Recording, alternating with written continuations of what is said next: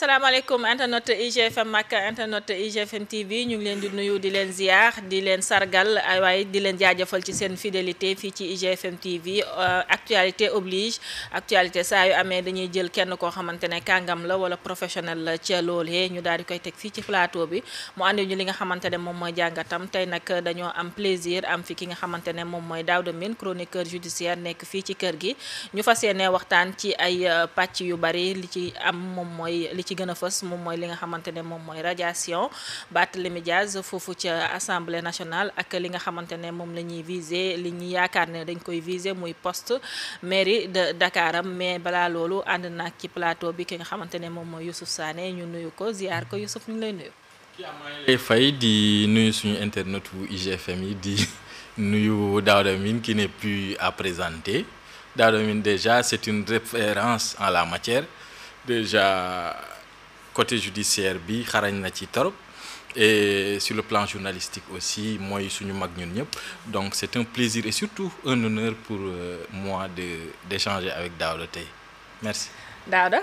ñu ngi lay nuyu di la dalal ci plateau IGFM TV.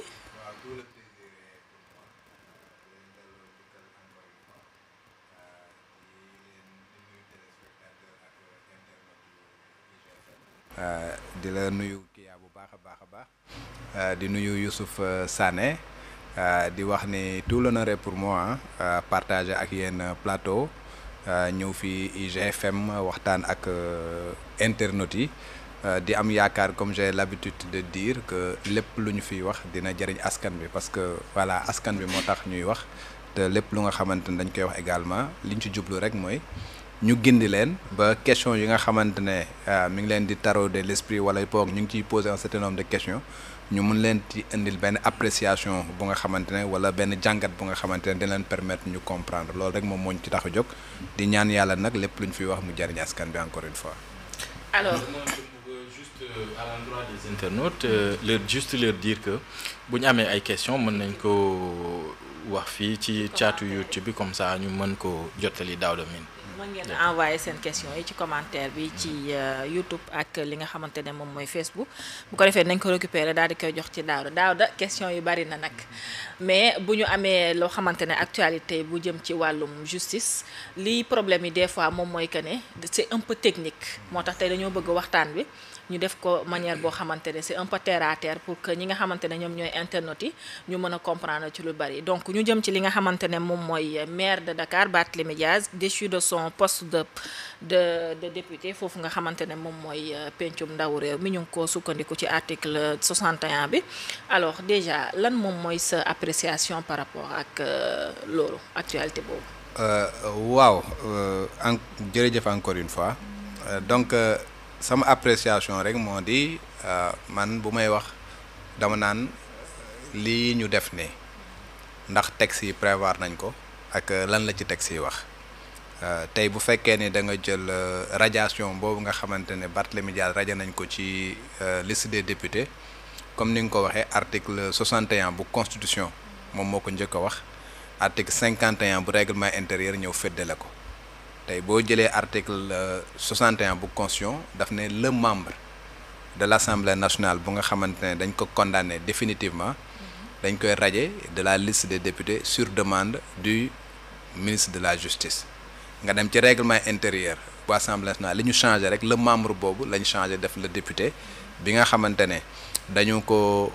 condamné définitivement en matière pénale bu fekkee ne dafa am une condamnation pénale définitive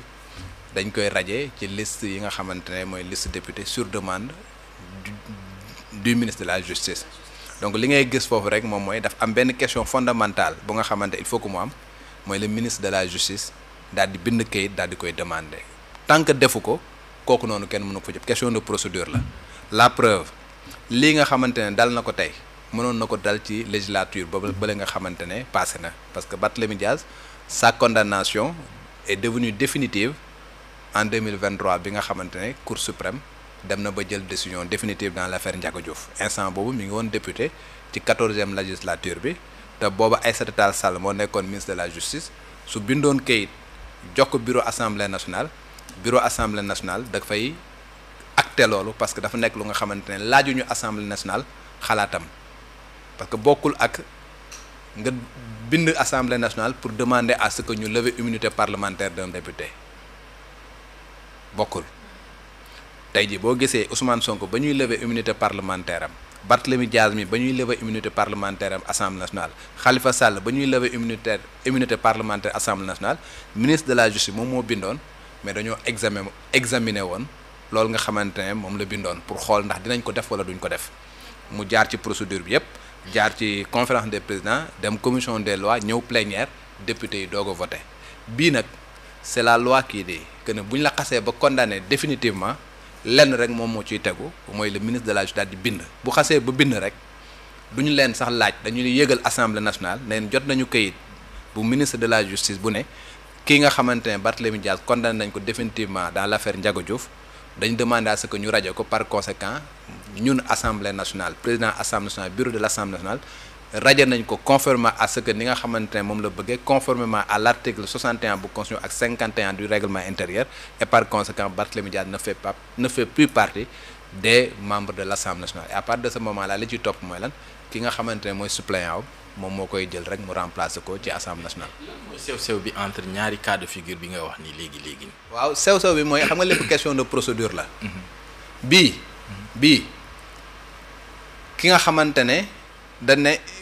lever immunité parlementaire dañ ne député bi nga xamante ne dafa nekk assemblée nationale bu fekkee ni da nga ko bëgg a topp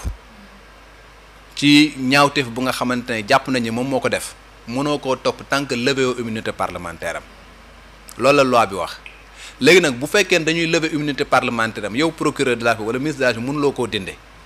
da ngay adresser une correspondance à l'Assemblée nationale wax leen ni kii kat dañ koo bëgg a topp mais mënuñu ko topp tant que mbaraanu kër laayam bi nekk ci kawam teggeeguñ ko et par conséquent dañoo bëgg ngeen teggil ñu ko donc tu demandes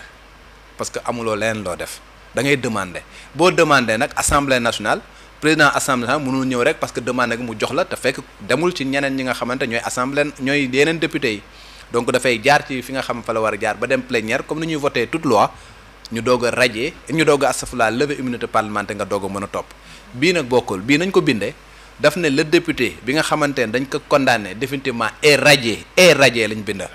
est radié de la liste des députés sur demande du ministère donc demande du ministère de la justice procédure la donc bu ko xasee ba demande rek radiation bi dafay consommé wu loolu mooy différence bi. alors démb bi Barthélémy Diaz di def sa conférence de presse moom li mu wax mooy que 5 ans yi passé na depuis parce qu'il a été définitivement condamné depuis 2017 mais yow yaa ngi ne depuis 2023 la sa condamnation est définitive est-ce qu'il y a pas un peu quelque chose à clarifier foofu. waaw xaj na moom moo fàtte moom moo fàtte mais Barthélémy Diaz en septembre 2022 la ko cour d'appel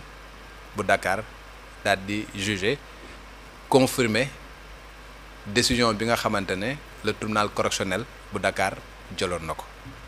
muy 2 ans dont 6 mois ferme ak 25 millions de dommages et intérêts bu mu war a fay la famille de Ndiaga Diouf loolu septembre 2022 la moom mu def pourvoi en cassation bi mu defee pourvoi en cassation la Cour suprême daal di jël une décision en décembre 2023 daal di confirmer la décision bi nga xamante ne Cour d'appel jëloon na ko donc à partir de la décision bi nga xamante ne Cour suprême moom la décidé foofu noonu la ñuy mën a considérer que Barthélémy Diaz a été condamné définitivement et qu'il y a ce qu'on appelle l'autorité de la chose jugée li ñu war a comprendre mooy soo jëlee li nga xamante ne moom mooy la loi organique bi nga xam moom mooy organiser la Cour suprême boo demee ci article 36 bi daf lay wax ni le pourvoi en cassation c'est pas suspensif lu dul yenn cas te benn ci cas yooyu mooy en matière pénale donc li ko daloon en matière pénale la donc dès l'instant où moom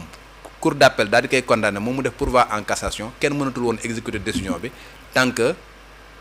cour suprême jëlul décision loolu moo waraloon bi nga xamante ne le président Macky Sall jëloon na benn décision pour révoquer Khalifa Sall en son temps en se basant sur la condamnation de la cour d'appel ñëpp taxawoon ñëw ne loolu dafa nekk lu nga xam ne c'est illégal parce que dëppoowul woon ak yoon parce que la condamnation n'était pas encore définitive mais tey jii la condamnation de Barthélémy Diaz est devenue effectivement définitive à partir de la condamnation bi nga xamante ne Cour suprême jël na ko ça veut dire que tey ñetti bal yi nga xamante ne sunu code de procédure pénale jox na ko muy première instance deuxième instance ak Cour suprême yëpp épuisé na ko et par conséquent amatul benn voie de recours donc jàpp nañ ne la condamnation est définitive et que à partir de ce moment là que mu nekk peine bi que mu nekk dommage intérêt yi nga xam war na koo fay dafay appliqué wu ci moom. C'est la cour d'appel qui a rendu définitive la décision. waaw loolu condamnation njuumte la ci moom dama koy invité rek mu dem mu lire l'article 36 bu la loi sur la Cour suprême foofu noonu dina wax ne le pourvoi en cassation devant la Cour suprême dafay suspensif ci yenn cas yi donc en matière d'état en matière pénale ak yenn matières yi nga xamante ne dañ ko listé de manière limitative ci article 36 boobu donc bu demee foofu dina ko gis et puis beneen bi également mooy même même à supposer que loolu mu doon wax noonu am na cour d'appel la jël par exemple mu nekk la date bi nga xamante ne foofu la ñu war a déparé bu dee cour d'appel condamnation cour d'appel bi 2022 la woon 2022 ba 2024 ça fait 2 ans maintenant. D'accord. Parce qu'il faut répercuter les questions. La question de Mamadou Niass donc moom mu ngi laajte ndax ki nga xamante ne moom mooy ministre de la justice bi est-ce qu'il avait l'obligation d'adresser cette correspondance ak ki nga xamante ne moom mooy assemblée nationale ak bu nekkee defu ko est-ce que il est dans l'illégalité parce que yaa ngi doon wax sànq que ne ki nga xamante ne moom mooy Aïssata Tall Sall moom ci législature bi ñu génn 14e législature bi defutoon lii di correspondance bi y en a même qui disent que régime bi dafa sànni la patate chaude ak yi nga xamante ne ñoom ñooy régime bi. waaw lu nga xamante ne loi moom moo ko tëral xam nga juriste yi dañuy wax naan dura lex et lex la loi est dure mais c'est la loi et que su fekkee ne yow da nga nekk une autorité mu nekk le président de la République da nga jurer de respecter et de faire respecter la loi nga nekk ministre de la justice nga nekk ko nga xamante ne yow yaa war a veiller à l'application de la loi. kooku noonu nag bu demee ba nga xamante ne am na benn loi bu ne lii kat ku ko def lii moo war a tegu sa kaw yow sa obligation moo nekk na loolu bu taxawee nga def liñ lay xaar ci yow donc le fait que moom mu bind assemblée nationale daal di wax ni nañu radier kii parce que constitution moom moo ko prévoir règlement intérieur bu assemblée nationale bi nga xamante ne moom mooy régir les députés prévoir ko le fait que mu def loolu donc dañu jàpp ni dafa dëppoo ak yoon dafa def li nga xamante moom lañ doon xaar ci moom. su fekkoon ni defu ko bu boobaa la ñuy wax ni deful li nga xamante ne loolu la ko yoon def donc pour répondre à ta question ka nga xamante ne moom moo ko waroon a def ay jamono defu ko woon je pense que kooku moo deful woon li nga xamante ne loolu la ko yoon sant mais kii nga xamante ne def na lii donc kooku jàpp naa ni dafa def li nga xamante ne article yooyu moom la ko sant mu def ko et c'est bel et bien conforme au droit. Yes, réponse mu ngi noonu dinañ ñëw ci yow ki nga xamante ne moom mooy Diébel ci question bi mu laajte par rapport ak mairie de Dakar mais avant boobu toujours ci correspondance boobu y en a qui demande pourquoi Barth et non pas Déthié alors que lui aussi il a été condamné. benn bi mooy Déthié Fall déjà kenn installé wu ko woon comme député donc dès que installé guñ la comme député tu pouvais pas être un député et par conséquent amul lenn lu nga xam mën nañ koo teg sa kaw il a fallu que ñu radier Barthélémy Diaz pour que moom mu ñëw xam nga pour nekk député pour remplacer ko automatiquement il a démissionné et par conséquent il y avait pas véritablement raison de demander sa radiation parce que ce serait li ñu naan c'est superfétatoire parce que amatul njariñ quoi c'est sans objet là étant entendu que bu effectivement su fekkoon ni moom ñëwoon na par exemple jël poste bi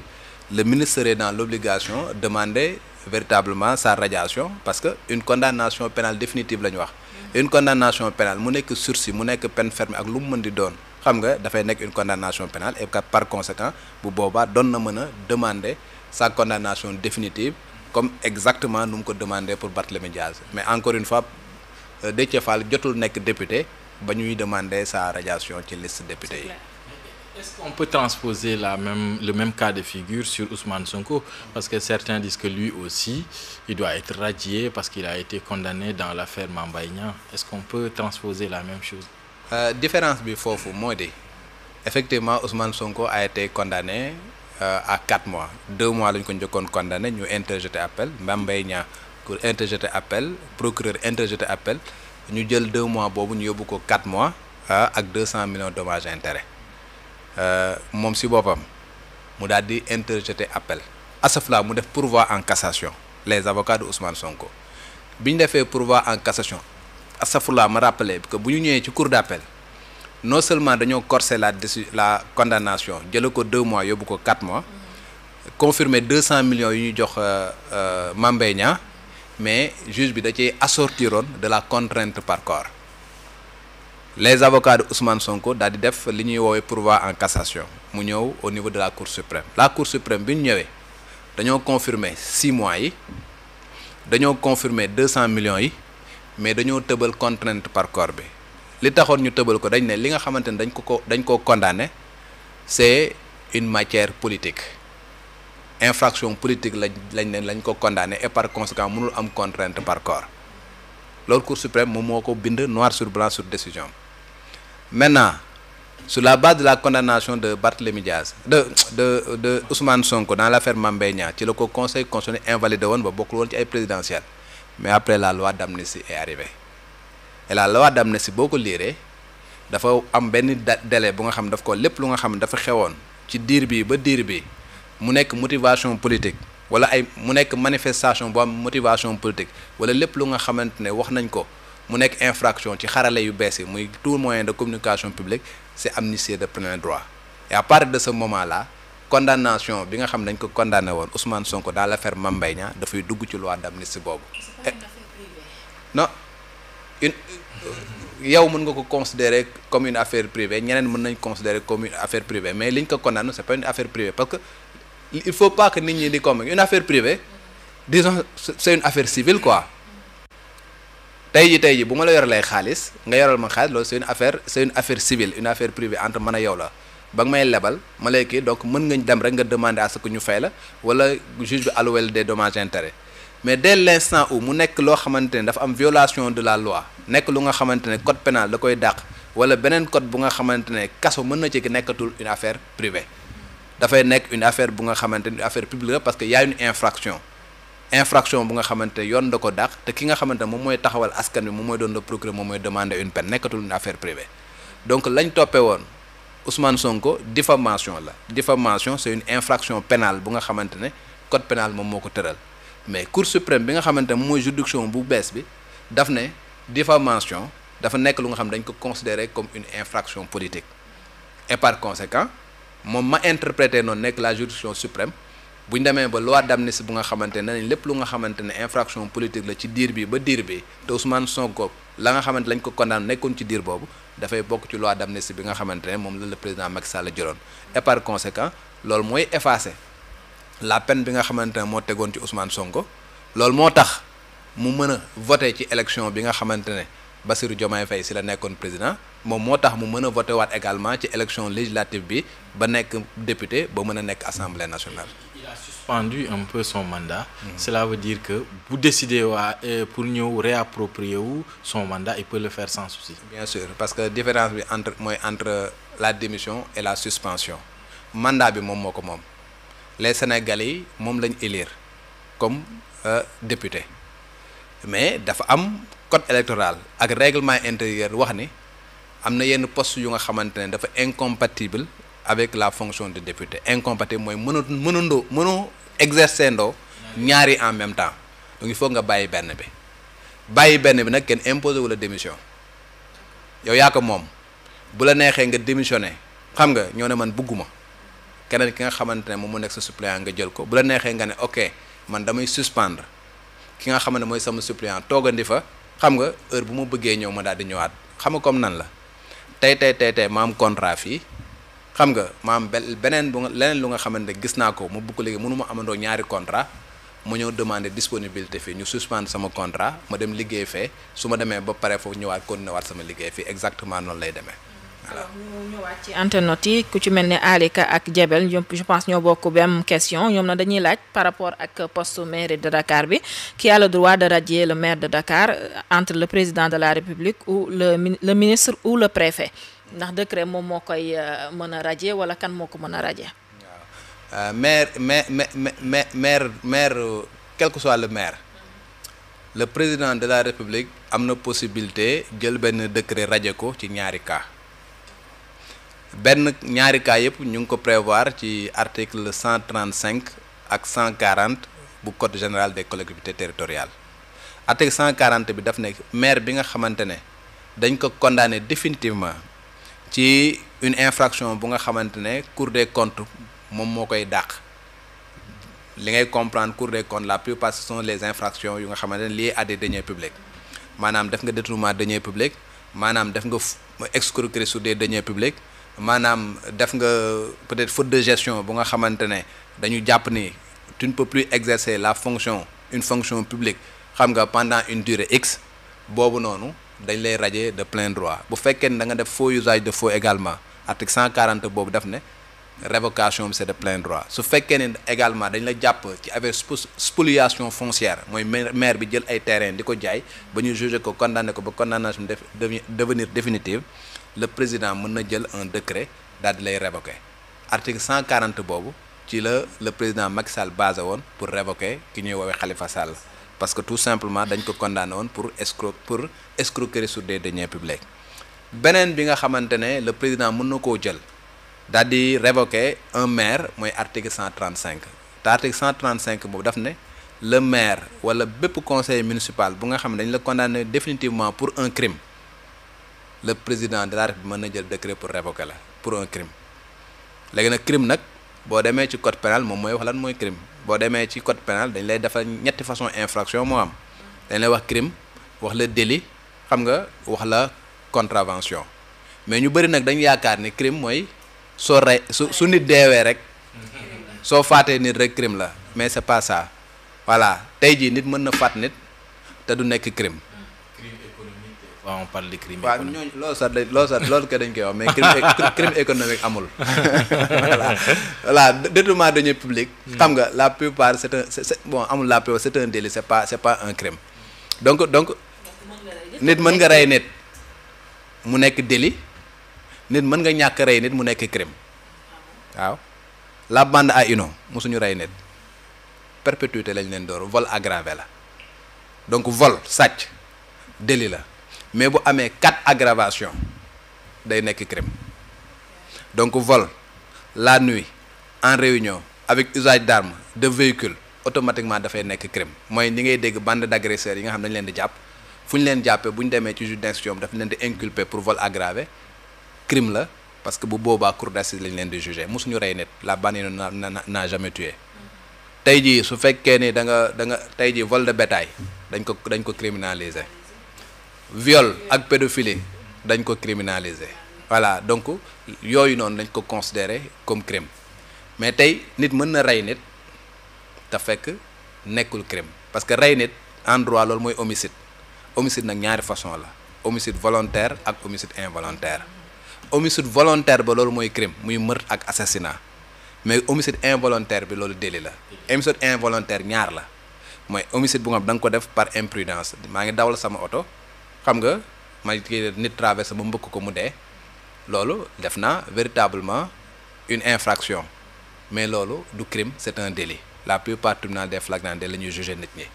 beneen bi moom mooy cause et blessure volontaire ayant entraîné la mort sans intention de la donner ñu koy woowee coup mortel dóor naa nit amoon naa intention dóor ko bi ma ko dóoree mu gaañu mais au moins intention rey ko blessure boobu nag dem ba aggravé wu ba mu mujjee génn àdduna bu boobaa délit la coup mortel la mais nekkul un crime Barthélémy Dias nag lañ ko condamné juge bi daf ne coup mortel la cause et blessure volontaire ayant entraîné la mort sans intention de la donner donc délit la nekkul crime et par conséquent article 135 boobu noonu nga xamante mën nañ ci basé wu pour révoquer un maire mënuñu ko appliquer ci kawam maintenant nag code électoral ci article L277 am na leneen lu mu prévoir lu nga xamante ne suñ ci sukkandikoo loolu mën na dal ci kawam article L277 bu code électoral. lan la wax grand tu parles à des profanes en fait. article boobu daf ne képp ku nga xamante ne conseiller municipal nga damay fàttali ni le maire c'est un conseiller municipal avant d'être un maire parce que bu ñuy élire dañuy élire une liste de conseillers municipaux et code électoral ñu wax ne ci liste boobu ki nga xamante ne moom mooy jiite liste bi moom mooy doon automatiquement le maire bu njëkk suffrage universel indirect la woon dañuy jël conseil municipal ñu élire leen ñoom après ñu réunir daal di jël en leur sein daal di choisir le maire mais depuis 2021 dafa changé léegi nag ñoom bu ñu kii liste bi automatiquement yow booy voté xam nga ne ci liste conseil municipal bi ki nga xam moom moo ko jiite kii nii bu ma élire liste bi kooku noonu moom mooy doon maire donc le maire est un conseil municipal donc l'article boo def ne ki nga xamante ne conseil municipal la su fekkee ni dafa am inéligibilité wala mu am li ñuy woowee incompatibilité à tout moment et à toute époque ki nga xamante ne moom mooy le préfet mën na ko déclarer démissionnaire wala cour d'appel déclarer ko démissionnaire te ki nga xamante ne deuxième alinéa bi wax ne ki nga xamante ne moom dafa nekk électeur ci gox boobu ça veut dire bu fekkee ne ça concerne le maire de Dakar ki nga xamante ne électeur la ci mairie Dakar donc c'est circonscription Dakar xam nga ñi nga xamante ne dañu nekk Thiès ñooñu mënuñu ko mais ñi nga xamante ne Dakar la ñuy voté ñooñu noonu bu ñu rendre compte ni à maire bi nga xam moo ñuy jiite am na lu nga xamante ne daf moo ko rendre inéligible wala am lu nga xamante ne dafa am incompatibilité bu nga xam da ko am maanaam tey ji nekk na maire xam nga di occuper beneen fonction bu nga xam yoon da koo dàq à partir de ce moment là ñoom mën nañoo bind préfet ñëw na kii kat dañu bëgg nga déclarer ko démissionnaire parce que dafa inéligible wala dafa incompatible avec dafa am poste bu muy occuper bu incompatible avec sa fonction de maire. ñoom ay électeurs groupe wala benn électeur rek mën na nekk l'initiateur ou l'initiatrice. préfet bi ci boppam mën na jël sur lui-même la décision daal di koy rendre démissionnaire bu constater que ni dafa inéligible wala dafa constater que ni dafa nekk ku nga xamante ne dafay occuper yeneen fonction yu nga xamante ne dafa incompatible mooy premier alinéa bi su fekkee ne préfet bi defu ko man électeur bu nekk Dakar am naa muy man wala mu nekk ñun groupe kenn kese bu jëlee pa mën na bind ñëw na ko sunu maire bi kat ñun dañoo constater que ni dafa inéligible et par conséquent dañoo bëgg que ñu nga déclarer ko démissionnaire et à partir de ce moment là nga remplacer ko par keneen. comprendre nga loolu la article 277 wax donc ce qui veut dire que suñu appliquer loolu tey le préfet de Dakar wala n'importe quel électeur de Dakar am na possibilité intenter une action pour demander à ce que ñu jële ko ci mairie de Dakar. Mais est-ce que Barth, il y a une véritable menace pour son fauteuil de maire? Est-ce qu'il y a véritablement une menace? Parce que li nga njëkk a wax surtout sur le cas des délits et des crimes boobu leer na. Mais maintenant est-ce qu'il y a une réelle menace pour lui à la mairie de Dakar? Non mais li ma la mujjee wax noonu y a une réelle menace. Tey jii boo jëlee le préfet de Dakar il fait partie de l'administration. le Barthélémy Dias lan moo ko jëlee nu tuuti lan moo ko jëlee Assemblée nationale c'est le ministre de la Justice moom moo bind. Le ministre de la Justice fait partie d'une administration. Aïssata Tall Sall dafa bokkoon ci administration xaj na instant bi nga xamante ne moom dafa nekkoon ci administration Macky Sall xam nga jotul woon ay instructions de la part de président Macky Sall wala peut-être ñoom waxoon nañ ko seralal par exemple bu mu jël benn décision mais kii dafa bokk ci administration. Ce qui fait que tey le préfet de Dakar su jotoon des instructions émanant de l'exécutif parce que il fait partie de l'exécutif ñu ne ko enclencher une procédure contre Barthélémy Dias sur la base de l'article L277 dina ko def même à supposer que ñoom sax ñu ne duñ ko def mais les électeurs c'est des justiciables benn électeur bu jàppee ne lii kat moom yoon may na ma ko et man damaa bëgg lii ñu appliquer ko tey jii su fekkee ne moom dem na saisir le préfet amul beneen possibilité bu dul def li nga xamante ne loolu la yoon wax. mais après préfet bi lan lay def dafay def enquête wala lan lay def après. non day tey jii ki nga xamante ne dafay bind. mais bu bindee ñëw ne par exemple damaa bëgg nga kii ko sur la base de lii sur la base de lii bon effectivement naturellement tu vas faire des vérifications. su la viselee ne la article L277 moom moo ko wax di nga dem xooli article L277 moom moo ko lu mu wax. su la waxee ne par exemple kii dafa inéligible il faut nga vérifier ndax dafa inéligible. Inéligibilité Barthélémy Dias boo demee article L29 bu code électoral nga xam ndax éligible na wala inéligible na. su fekkee nañ ne la kii dafa occuper benn poste bu nga xam dafa incompatible avec poste bi mu occupé di nga dem def ay investigation pour xool ni à part son poste de maire est-ce que Barthélémy Dias am na beneen fonction bi nga xam mi ngi koy occupé. donc boo defee investigation yooyu ba mu wóor la ni par exemple lii kat waa ji wax nekk électeur Dakar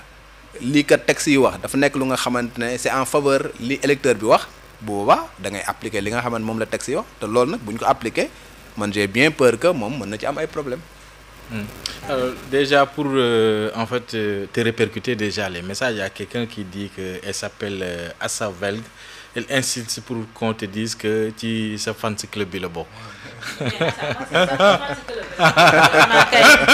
damay xaar ba off après ma waxoo ko rek ndax man ci fans club bi laa bokk. alors ne ko jërëjëf maa ngi koy fay. alors Daouda, parlons maintenant du loi ci loi amnistie bi ndax mën nañ ko am na kuy laajte mu ne ndax loi d'amnistie bi mën nañ ko abroger ak est-ce que buñ ko abroger ki nga xamante ne moom mooy Ousmane Sonko ak man damaa ko ci doole sax ak ki nga xamante ne moom mooy le président de la République Bassirou Diomaye Faye dañuy perdre li nga xamante ne moom mooy seen éligibilité. waaw benn li ma ciy wax mooy loi d'amnistie loi la de loi bu nekk en principe laa lay wax de sur le principe loi bu nekk am nga possibilité nga dindi ko nga changer ko parce que tey jii bu fekkee ne da nga jël la constitution du Sénégal article 80 pour constitution daf ne l'initiative des lois appartient concurremment au président, au premier ministre et aux députés. su fekkee ne président moom moo ko jël wala mu nekk premier ministre projet de loi lay doon su fekkee ne député moom moo ko initier proposition de loi lay doon donc loolu mooy initiative des lois loi d'amnistie nga xam nga déggoo amnistie ak loi d'amnistie ngay dégg parce que loi la woon nañ ko voté Assemblée nationale de la même manière les députés ont bel et bien la possibilité estimer que ne loi bi ñu voté woon dafa nekkoon loi bu nga xamante ne baaxul woon et par conséquent ñoom ñëw jël beneen loi daal di koy dindi ba mu set comme décret yi nga xamante ne le président Macky Sall jëloon na ko avant que muy dem le président Bassirou Diomaye Faye bi mu ñëwee jël na yeneen décret pour révoquer yenn décret yu nga xamante ne le président Macky Sall jëloon na ko donc par l'une des formes lu décret defoon beneen décret mën na koo dinde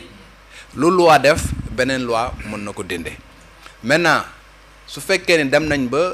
dindi loi boobu day am yenn conséquences yu nga xamante ne moom lay juraat mooy bu ñu dindee par exemple loi boobu nga xamante ne moom moo fi nekkoon loi d'amnistie tey sànq ne ñu ngi doon wax par exemple dans l'affaire Mame Mbaye Niang xam nga ñu la doon wax ni la loi d'amnistie dafa nekk loi bu nga xamante ne dafa dindi li nga xamante ne moom mooy la condamnation de Ousmane Sonko loolu moo tax tey jii pour nga révoquer ko sax de son poste de député da ngay am problème parce que amoo ko parce que c'est censé n'avoir jamais existé tey bu fekkee ne da nga dindi loi d'amnistie boobu tey jii dafay nekk lu nga xamante ne dafay indiwaat véritablement ces mêmes infractions là dafay nekkaat lu nga xamante ne dafay nekkaat seen kaw. mais am na ñu wax par exemple ñu ne loi d'amnistie bi mën nañoo tirer li nga xamante ne moom mooy crime maanaam li nga xamante ne moom mooy ñi ci ñàkk seen bakkan naka lañ ci ñàkkee seen bakkan mais le reste moom dañ koy mettre de côté. Est-ce que c'est possible. loolu bu fekkee ni loolu la soxlawul ngay demaat nga voter beneen loi beneen loi moom da koy dindi parce que boo xoolee nu ñu libalee la loi d'amnistie daf ne. c'est pour parler de cette question-là parce que Maître Bamba Cissé qui est l'avocat de Ousmane Sonko ci grand jury de la RFM nee na yaa moom li mu bëgg mooy c'est qu'il y ait en fait ñu modifier waat loi bi c'est-à-dire pour lui la meilleure option serait, ce sont ses propos que je dis comme ça, la meilleure option serait celle d'une loi interprétative qui prenne en compte un principe d'indemnisation des victimes. L'idée est de restreindre la portée de la loi en reprécisant son champ d'application conformément à l'exposé des motifs et pas plus. En l'occurrence, l'amnistie pour les faits commis en lien avec des motivations politiques. moom loolu la wax. waaw xam nga loolu mën a nekk. nga jël une loi bu nga xamante ne pour rendre plus explicite champ d'application loi bi nga xamante ne moom moo ko jëloon parce que ba dafa amoon li ñuy woowee préambule ci préambule bi dañuy waxoon que ni voilà dañoo bëgg que dëkk bi dal que xel yi nu mu jaxasoo woon que nit ñi mën a juboo que sénégalais yëpp mën a regarder dans une même direction que pëccëxoo yi nga xamante daf fi amoon yàq yi nga xamante daf fi amoon ñu nga xamante génn nañ ci àdduna ay ñu mën a dépasser loolu et que ñu mën a regarder voilà ci avenir bi xool na la ñuy defaraate suñu réew lu ci bëri grosso modo voilà apaiser grosso modo loolu mooy li nga xamante ne moom moo nekkoon ci exposé des motifs bi moom li muy demander mooy tey ji ñu def une loi interprétative pour expliquer que ni loi bi kat lii mooy li nga xam moom moo ko taxoon a jóg ñii la concerné wala nangam ak nangam ko c'est possible de le faire encore une fois mais toujours est-il que tey loi d'amnistie bi nga xamante ne dañ ko voté ba pare bi mu fi nekk bu ngeen ko liiree bu baax daf ne cette loi d'amnistie ne préjudicie pas aux droits des tiers maanaam li mu lay wax malgré le fait que loi d'amnistie boobu voté nañ ko képp ku nga xamante ne yàqu la nga ci képp lu nga xamante ne gaañu nga ci wala képp ku nga xamante ne sa mbokk gaañu nga ci en tout cas quel que soit le dommage mu nekk dommage corporel mu nekk dommage matériel mu nekk dommage moral am nga la possibilité ñu réparer préjudice boobu nga xamante ne da nga koo subir loolu loi boobu wax na ko donc loolu noonu su fekkee ne dommage et intérêt rek ngay wax et consort tu as la possibilité même sur la base de la loi d'amnistie bi nga xamante ne voté nañ ko nga mën a ester en justice pour obtenir réparation su fekkee ne da nga jàpp que ne dañ laa tooñ maintenant la difficulté majeure mooy lan tey balaa nga ñu naan ma yow kii moo la dàmp muy kii moo la war a dàmp parce que moom moo la yàqal il faut que ñu condamné ko pour wax ni moom moo ma yàqal léegi nag loi d'amnistie nag la plupart loolu moo taxoon man je voyais une contradiction la contradiction mooy tey jii à chaque fois quand il y a un dossier mu nekk un dossier pénal dañ lay condamné ba pare doog a allouer dommage intérêt daal di ndey parce que il faut ñu am li ñuy woow imputabilité des faits y a des faits yu nga xamante ne mu ngi ne man maa yàqule xam nga wala man lañ gaañ mais il faut que ñu déterminer kan moo ma gaañ ak kan moo ma yàqal pour que ñu mën a appliquer ci kooku ay dommages intérêts yu moo mën a fay léegi nag su fekkee ne yow da nga ne ok amnistié naa ñi nga xamante ne voilà faits yi amnistié naa ko mais malgré tout nga ne voilà ça ne préjudicie pas aux droits des tiers man su fekkee ne damaa bëgg a topp pour que ñu fay ma station bi nga xamante sama station bi nga xam ne lakkal nañ ma ko wala sama oto bi nga xamante ne yàq nañ ko wala boog gaañ bu nga xamante ne gaañ nañ ma ko wala sama mbokk bi nga xamante ne rey nañ ko tey su ma bëggee topp par exemple xam nga kan laay topp pour mu fay ma su fekkee ne aw ma possibilité topp kiyaa bi nga xamante ne jàpp naa ni moom mooy ki nga xamante ne moom à la limite ni ngay mën a def mooy lan ma identifier la personne bi nga xam ne jàpp naa ni moom moo ma tooñ mu yóbbu ko par exemple pour mu fay ma dommage intérêt mais sur la base de la loi d'amnistie duñ ko mën a condamner mu dem kaso duñ ko mën def mënuñu lu dul ñu condamner ko à ce que mu paye des dommages intérêts et consorts quoi loolu moo tax cette loi là mu nekk une loi assez complexe bu nga xamante ne ca nañ ko bindee ca mécanisme bi dafa indi jaxasoo pëccoxoo ba nga xamante ne pour que nga demee la loolu yëpp ça va être très compliqué tey boo nee damay bàyyi noonu loi bi ñu continuer comme si de rien n'était moi j'avais cette position là xam nga bu boobaa certains vont te dire que voilà yow pourquoi xanaa ñi nga xamante ne seen doom dafa def ci dee wala seen mbokk daf ci dee xanaa yow tu es insensible xanaa yow xalaatuloo ni voilà bu doon sa mbokk xaj na doo defee nii et consort des gens peuvent te dire ça ils ont peut-être raison de penser comme ça mais ils ne savent pas également que ni boo demoon tey ba nga ne ok loi d'amnistie boobu nga xamante ni dañ koo voté dañu dem ba dindi ko ba pare xam nga dañ koy dindi effacé ko ça veut dire que faits yi nga effacé woon yëpp faits yi dafay continuer waat subsister yeneen enquête lay doon et d'autres personnes ñu nga xamante ne jàppoon nañ leen wala d'autres personnes ñu nga xamante ne profité woon nañ des effets de cette loi là ces mêmes personnes là dañu ñëw retrouver waat xam nga ci situation bu nga xamante ne mën nañ leen topp mën nañu am inéligibilité mën na indi yeneen conséquences yu nga xamante ne xaj na dina gën a indi beneen pëccoxoo bu nga xamante ne en un moment donné dépassé woon nañ ko loolu moo tax je faisais partie des gens yu nga xamante ne lii xew na ba pare voilà waxoon naa fi sax voilà que bu na la koy wax sax bu kii tuuroo la ñuy wax nan lañ koy wax nan la war bu ndox tuuroo an baax moom moo ciy des certains n'ont pas compris pourquoi je disais ça c'est parce que tout simplement je m'inscris rek sur le terrain du droit loi d'amnistie bi boo ko defee boo ko supprimer am na ay conséquences yu nga xamante moom lay jur soo ko bàyyee également mu ngi ko ne am na ay conséquences yu nga xamante ne mën la jur c'est à la population sénégalaise et aux autorités de faire la balance pour xam lan lañ bëgg réellement. Barthélémy Dias nee na bu ñu loi boobu bu ñu ko supprimer. Diomaye day dellu prison Ousmane Sonko aussi day dellu. mais c'est pas que Diomaye Ousmane Sonko am na ñeneen ñoo xamante ne. mais bon symboliquement voilà ñoom lañ gën a xam. symboliquement c'est tey jii bu fekkee ne da ngay réfléchir rek de manière rigide mais tu vas penser comme ça parce que tu vas te dire que ok loi bi nga xamante ne moom moo taxoon ñu génn kaso loi bi nga xamante ne moom moo taxoon Ousmane Sonko mën a nekkaat bokkaat ci élection loi bi nga xamante ne moom moo tax ñu bëri ñu nga xamante ne tey jii président assemblée nationale xam nga beaucoup de ministres beaucoup de directeurs généraux beaucoup de présidents de conseil d'administration nga xam ne ñoom ñoo fi nekk ñoom ñëpp ils étaient poursuivis sur un certain nombre d'infractions et ñoom ñëpp ils sont sortis de prison et que seen dossier bi jël nañ ko taxañ ko yóbbu ko na la ko sa classé ko parce que tout simplement loi d'amnistie boobu dafa intervenir oon tey soo demee ba nga ne ok loi boobu nag dañ ko jël ñu effacer ko cette loi là n'existe plus et par conséquent dañuy dellu ci situation antérieure boobu su fekkee ne da nga jël rek nga réfléchir de manière terre à terre tu vas te dire que ok donc fañ commencé woon foofu la ñuy delloowaat donc comme Barthélémy Dias ça suppose que da ngay jëlaat Ousmane Sonko yóbbuwaat ko kaso da ngay jël Ngagne Demba Touré yóbbuwaat ko kaso da ngay jël El Malick Ndiaye takkalaat ko bracelet électronique da ngay jël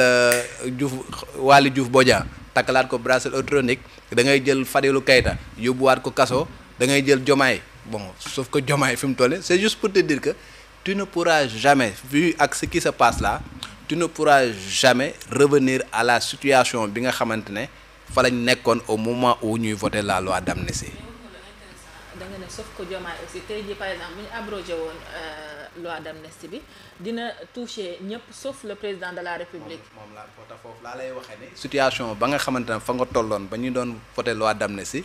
mënoo fa delluwaat jamais. parce que entre temps y a beaucoup d'eau qui a coulé sous les ponts. et tey jii bu ñu voté woon une loi d'amnistie ça m'étonnerait vraiment que ñu ne waa dañuy jëlaat Ousmane Sonko naan dañ koy yóbbuwaat ay prison Cap Manuel en attendant que procédures yi dem ak ay affaires genre donc juste pour te dire que c'est une loi bu nga xamante ne am na ba pare li mu def comme yàqu-yàqu def na ko ba pare maintenant c'est aux gens de voir ndax da ngay delluwaat ci ginnaaw pour raviver un certain nombre de blessures wala affaire genre wala da ngay avancer xool nu nga xam ne dañ koy régler un certain nombre de problèmes je donne ma langue au chat. J'ai mon idée par rapport à tout cela c'est mon commentaire à moi mais je pense que loi boobu boo ci delloo ginnaaw am na lu nga xamante ne loolu ngay yàq boo ci demee ci kanam également am na lu nga xamante ne la ngay yàqu-yàqu bi am na ba pare voilà. Alors parlons un peu ci li nga xamante ne moom mooy garde corps u Barthélémy Dias bi nga xamante ne ñàkk na ba kanam muy Bassirou Diop bi maire de Dakar génnee démb ci conférence de presse bi moom daf ne ki nga xamante ne moom mooy Bassirou Diop deewut mort naturelle maanaam deewut naturellement am na lu xew mais bi ñu gisee li nga xamante ne moom mooy résultat autopsie bi gis nañ contusion gis nañ les résultats et contusion de la pommette droite cardiomégalie bon loolu moom il faut que ñu am médecin mu doon ñu ko kiyal mais li gën a kii nit ñi moom mooy contusion de la pommette droite loolu moom. waaw boo liiree loolu sans être médecin boo déggee contusion ak affaire genre ñun ñëpp mës nañoo peut-être am ay.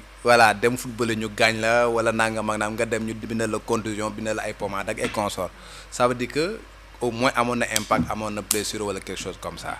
maintenant Barthélémy Dias ni mu waxee moo di ñoom bi ñu leen doon arrêté c'est une arrestation musclée parce que les éléments de la brigade d'intervention polyvalente il faut ñu xam nañ leen bu baax c'est des gens yu nga xamante ne c'est l'élite de la police c'est des gens yu nga xamante ne ils sont rompus ci yenn techniques d'arts martiaux et consorts et que bu ñu demee war a jàmmanloog ay garde du corps ñu nga xamante ne qui vont pas peut-être se laisser faire aussi facilement peut-être dina am ay contacts dina am ay combats pour que ñu mën leen maîtriser xam nga pour yóbbu leen jëbbal leen ak yoon donc j'étais pas là-bas mais je pense que il a bel et bien pu y avoir benn lutte xam nga wala ay dóorante wala ay nangam ak nangam et peut-être sur la base de li nga xamante moom moo fa xewoon blessure mën na fa am et peut-être séquelles yooyu mu daal di koy traîner ba xaj na loolu moo ko mën a yóbbu àdduna j'en sais absolument rien mais toujours est-il que à chaque fois qu'il y a quelqu'un bu nga xamante ne dañ ko détenir nit bu ñu ko jàppee ba mu nekk kaso dafa nekk ci loxoy buur mooy dafa nekk sous la responsabilité de l'État et à partir du moment où mu am génn àdduna bu nga xamante ne daf cee am koo xamante ne nekkul ci ay mbokkam mi ngi ci loxo buur bu génnee àdduna état li ko ci war da koo war def li ko ci war mooy lan il faut que mu ubbi ci une enquête indépendante il faut que mu xam les circonstances de la mort su fekkee ni dafa nekk responsabilité bu nga xam dafa incombé à un des agents de l'État état également dafa war a jël ses responsabilités bu fekkee ne am na ay sanctions yu mu war a jël mu jël ko su fekkee ne am na réparation bu nga xamante ne daf ko war a def xam nga par rapport à cette personne là par rapport à la famille de cette personne là mu def ko comme cela se doit loolu mooy li nga xamante ne moom moo war maintenant je pense savoir que y a une enquête qui a été ouverte parce que tey autopsie boo ko déggee ça veut dire que le procureur a ordonné une autopsie parce que autopsie si médecin légal lay am te médecin légal boobu la plupart c'est le procureur de la République moom mooy ki nga xamante ne moom moo koy ordonné donc bu ko ordonné ça veut dire que ordonné une enquête te bu ñu ordonné enquête autopsie bi génn ñu gis par exemple li nga xamante mooy résultat autopsie il va en tirer les conséquences de droit su fekkee ne am na kenn ko xam war nañ ci inquiété wu war nañ ko inquiété wu wala lenn lu nga xamante ne war nañ ci engager la responsabilité de l'État je pense que les gens ne manqueront pas de le faire. Ah, gis nañ ni Barthélémy Diaz il a ouvertement attaqué, je veux dire ouvertement accusé la BIP. Alors est-ce que l'accusation yi mënuñ ko aussi ça peut pas amener d'autres développements aussi quoi? waaw bon je pense que loolu noonu waxu fi bon je dirais pas que waxu fi lu grave je n'irai pas jusqu'à dire ça bon nañ ko def ci coup quelqu'un bu nga xamante ne dafa mer quelqu'un bu nga xamante ne c'est un de ses proches qui est décédé quelqu'un bu nga xamante ne garde corps am bu nekkoon ci wetam mu xam ko bu baax xam nga moo génn àdduna et que xaj na mu fekkee peut-être échauffourée yenn yu nga xamante ne bi leen doon jàpp ay consort parce que daf ne dina mu waxee am nañ ay images xam nga am nañ ay témoins voilà xaj na dafa fekkee am lu nga xamante ne daf koo gis si loolu la basé wu pour ne c'est pas une mort naturelle wala ñi nga xamante ne ñooy brigade d'intervention polyvalente ñoom ñoo ko def tout le monde sait que c'est la brigade d'intervention polyvalente qui est intervenue maintenant la nga xamante ne moom moo fa xew encore une fois ak kan mooy responsable ci lan je pense que enquête bi nga xamante ne ubbi nañ ko dina ko mën a déterminer mais de là nag à voilà yokk karaw ci xar bi en disant que de façon yow yaa def déclaration bi tu as accusé la BIP et par conséquent war nañ la topp ci les consorts je pense que bu ñu ko defee erreur lay doon parce que jaru ko quoi voilà. ci suñuy mbir nag alors bu ñu amee Daouda fii mën nañ ko am en tant que chroniqueur judiciaire waaye it mën nañ ko am en tant que président carte nationale de la presse bi temps yi presse bi yëngu na lool ginnaaw bi nga xamante ne kii di ministre bi daal dinay def sortie def génne ab liste boo xamante ne dafa am média yu ñu reconnaître am média yu ñu reconnaître rut ñi ci gën a faar nag moom mooy le quotidien 7TV ak Sen TV am na yeneen média mais Maïmouna Ndour Faye génn def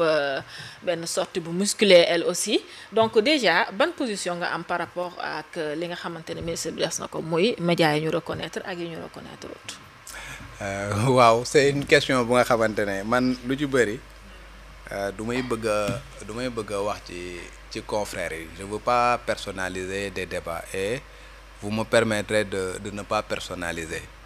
voilà pour bañ a wax ci ma Samba ma Demba ma Paate ou ma nangam ak nangam mais nag sunu corporation la et man dama jàpp que ni journaliste la ci corporation bi laa bokk te dama bëgg lu may wax rek ma wax ko par principe parce que tey kii mënuñu toog ñun journaliste su fekkee ne benn médecin def na erreur dans l'exercice de ses fonctions ñaata yoon lañ fi wax problème yi nga xamante ne dafa am ci hôpital sangam parce que am na négligence ba am ay xale yu nga xamante ne dee nañ fa wala maternité bu nga xamante ne lakk na wala nangam ak nangami consort nous journalistes chaque fois ñun ñooy wax que ni nañu appliquer la loi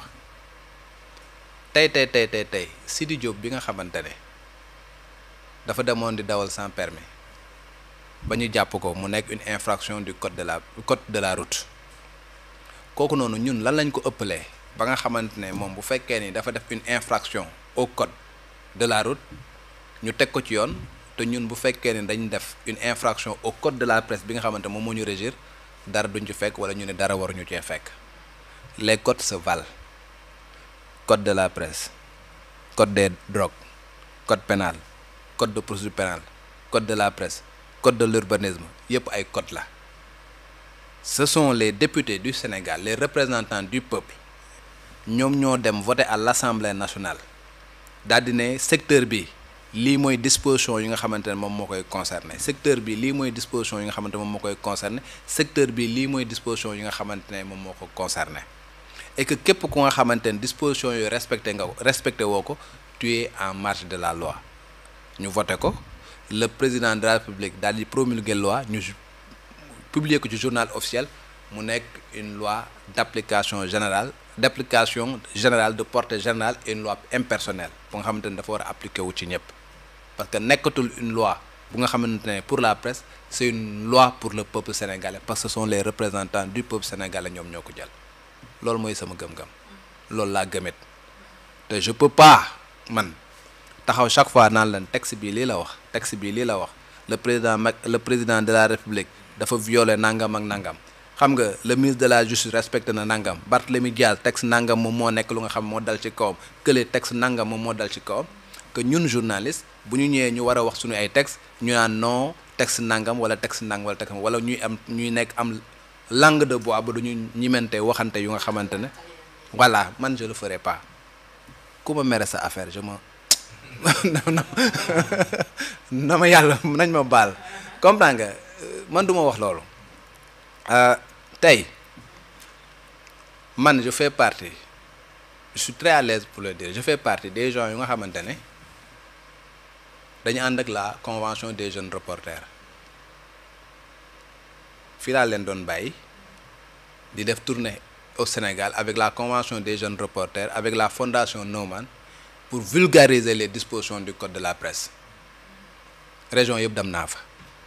avec les correspondants régionaux avec la convention des jeunes reporters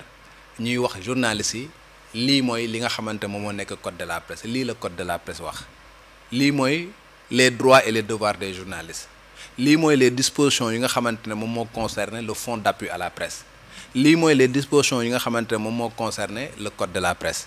lii mooy les sanctions administratives et pénales yu nga xamante ne moom la code bi tëral que ni bu fekkee ne sàmmontewuloo ak lii ak lële lii mooy dal sa kaw 2022 laa ko def 2023 ba fi mu toll ne ñu ngi ci 2024 j'ai eu le privilège également UFR CRAC de l'université Gaston Berger joxe foofu ay cours ay étudiants yu nga xamante ne ñu ngi doon jàng journalisme tey jii ñu ngi ci rédaction yi di ma dégg tu peux pas venir nga enseigner leen wax leen lu nga xamante ne lii la texte yi wax lii la texte yi wax lii la texte yi wax tey nga taxaw di wax leneen lu nga xamante ne bokkul ak loo leen doon waxoon ce qui s'est passé c'est simple le code de la presse daf ne am na lu nga xamante ne su fekkee ni da nga bëgg a def entreprise de presse loo xamante ne da nga ko war a sàmmonteel je rappelle que article 8 de la constitution moom moo ne Sénégal kat consacré na liberté yu bari nag parmi ces libertés là la liberté d'expression et la liberté de presse mais article boobu xam lu mu ci teg daf ne ces libertés là sont encadrées par des dispositions de la loi article 8 de la constitution nga ñëw article 11 mu ne la création d'une entreprise de presse est libre mais daf la ci ajouter ci beneen alinéa ne la le régime de la presse est encadré par la loi donc loo ciy mën a déggee mooy liberté ba nga am tamit c'était pas une liberté totale dafa am benn texte bu nga xamante ne moom moo ko encadré texte boobu nag moom mooy la loi 2017-27 bi nga xamante ne moom la ñuy woowee code de la presse c'est une loi c'est la loi 2017-27 bu nga xamante ne encore une fois ce sont les professionnels des médias ñoom ñoo ko proposé woon en 2007 mu nekk ci circuit bi pendant 10 ans à l'époque bi mu nekkee circuit bi fii lañ doon toog naan way le code de la presse est bloqué dans les tiroirs xam nga gars yi voté wuñ ko nangam ak nangam ba 2017 ñu voté ko 2017 bañ ko voté ba pare disposition yi ñuy wax ni tey mu ngi ci code bu nga xamante ñu ngi ko voté ba 2017 la mu wax nag simple na mooy yow Youssouf Sané am nga sa xaalis am nga liberté d'entreprendre demal nga ubbi sa entreprise de presse tu es libre de le faire kenn terewu la ko boo koy ubbi kenn sax bu mu ko yëg demal nga seeti notaire bu la neex wala nga dem APIX avec 100 000 francs nga am une société bu nga xamante ne xam nga entreprise individuelle la nga créer sa entreprise à partir de ce moment là respecté nga les dispositions yi nga xam ne mooy nekk la création d'emploi nga am sa NINEA am sa registre de commerce am sa entreprise na ngay créer entreprise pour nekk ci presse bi noonu ngay créer entreprise pour booy jaay caaf noonu ngay créer entreprise booy jaay càkkri noonu ngay créer entreprise bu fekkee ne da nga bëgg def transport wala ngay def leneen entreprise yépp nañ leen di créer noonu lañ leen di créer mais dañ ne la soo créer entreprise bu nga xamante ne dafa war a yëngatu ci presse dafa am ay loo xamante ne da nga ko war a sàmmonteel comme yeneen texte nee nañ la su fekkee da nga créer entreprise pour bëgg a def transport dafa am looy sàmmonteel comme yeneen texte ne la su fekkee da nga créer benn société bu nga xamante ne da nga war a jàngale wala da nga war a ubbi école daa am loo war a sàmmonteel comme yeneen texte ne la su fekkee ne da nga créer entreprise bu nga xamante ne pour nga gérer benn clinique privée wala nangam ak nangam dafa am loo war a sàmmonteel donc les gens ne peuvent pas ña nga xamante ne ñu ngi ci yeneen secteur ñu réglementé ko na nga xamante ne la ñu doxalee ñu daal di xool ndax respecté nañ la réglementation ñun presse ñu ne ok ñun dañu créer suñu entreprise mais y a aucune réglementation qui peut s'appliquer sur nous ça repose sur quoi ça repose sur absolument rien le code de la presse nag c'est un code bu nga xamante ni qui s'applique à nous muy man muy sama morom benn ci disposition yi ne la su fekkee ne da nga am li ñuy woowee presse écrite da nga am ay obligation yu nga xamante ne da nga ko war a def obligation benn bu mooy lan journal nga am kenn waxu la ni nga tàggoo bu la neexee bul tàggu kenn mën nga dem voilà nga gis benn imprimeur waxanteeg moom waxanteeg li ngay ñëw da ngay war a tirer dem uti sa rédaction uti sa local uti nangam kenn waxu la dara mais dañ ne la jour bu nga xamante ne dem nga ba ne da ngaa war a bëgg a commencer da ngay def lu ñuy woowee une déclaration de parution maanaam nga informer le procureur de la république ne ko man kat dama nara tàgguwoo ko de da nga ko yëgal. déclaration de parution man kat dinaa génne benn journal bu tudd l'observateur 6 pages lay doon 8 pages lay doon wala 12 pages lay doon en bichromie la wala en quadrichromie non noir et blanc la wala couleur lay doon directeur de publication bi day Youssouf Sané laa bëgg mu nekk ko Youssouf Sané mi ngi dëkk béréb sangam numéro téléphone am ngi nii nangam ak nangam fii de mooy sama siège imprimerie sangam mooy imprimerie bi nga xamante moom mooy imprimer nga def ko en 2 exemplaires déposer ko ci procureur de la république loolu day code bi moo la ko wax boo defee loolu ba pare bu la neexee waxuñu la nga xaar réponse de def ko lañ la wax soo ko defee ba pare dañ ne la soo demee ba premier numéro bi wala chaque jour boo nga xamante ne da ngay génn nga def li ñuy woowee le dépôt légal maanaam boo xëyee bala ngaa génne di ko yóbbu ci ay revue de presse wala nga koy distribuer nga am juróom benn exemplaire yu nga xamante ne benn da nga koy yóbbu ci procureur bi benn bi da nga koy yóbbu ci procureur général cour d'appel benn bi da nga koy yóbbu archive nationale benn nga yóbbu ministère de la communication benn bi voilà ministère de la communication benn bi nga yóbbu ministère de la justice benn bi nga yóbbu ministère de l'intérieur muy police muy direction de la surveillance des territoires muy 6 exemplaires loolu nga war ko def tous les jours loolu obligation la bu nga xamante ne dañ koo teg ci kaw loolu de mooy obligation yi nga xamante ne dañ la koo teg en tant que quotidien moo amaat yeneen ñaar yu nga xamante ne ça c'est pour engager la responsabilité parce que comme li ma la wax ñi nga xamante ne ñoo fi am organes yëpp du ñu ay journalistes ah man mun naa xëy voilà mais dañ ne la même bu fekkee ne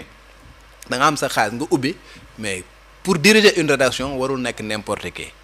dafa war a nekk ku nga xamante ne xam na lan mooy journalisme xam na nan la ñuy collecter nan la ñuy vérifier nan la ñuy diffuser des informations xam na lan mooy déontologie xam na lan mooy éthique xam na lan mooy les genres rédactionnels xam na les règles qui régissent le fonctionnement de la presse pour ñu assurer wu que ne kooku xam na loolu ñu ne il faut que code bi ne il faut que mu nekk ku nga xamante ne journaliste la te am na 10 ans d'expérience parce que présomption la jàpp nañ ne ku nga xamante ne yaa ngi ci métier di fa liggéey pendant fukki at amatoo lu ñu la fay wax parce que maîtriser nga ko xam nga ko loolu la code bi wax c'est pour la responsabilité pour que information dañ koy génne jox ko public bi mu nekk ay information yu ñoŋ ñu ne rédacteur en chef bi nga xamante ne moom mooy véritablement gérer le contenu éditorial parce que moom mooy nekk ak journalistes yi di nekk ci rédaction bi di togg te ñooñu bu ñu ñëwee également moo leen di jox information mu leen di orienter muy corriger at et consort kooku na am 7 ans d'expérience